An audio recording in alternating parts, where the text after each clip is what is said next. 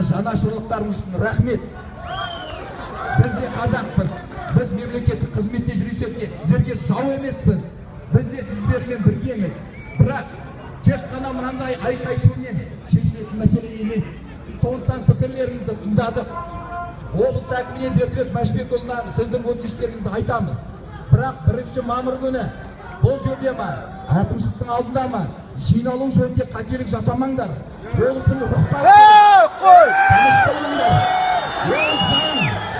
ол заңға бәріміз де бағыныштымыз. Біз де, сіз де. Сондықтан қателік жасамаңдар. Жер сатпа! Барлығын тиісті органдарға жеткіземіз. Облыс әкіміне ол қазір іс-сапарда Астана қаласында келгесін мына сіздің барлықтарыңыздың пікірлеріңізді бір тұстастай қылып жеткіземіз. Осы біздің айтатынымыз. Осымен қорытындылаймыз ағайын. Рахмет барлығыңызға. Сау болыңыздар.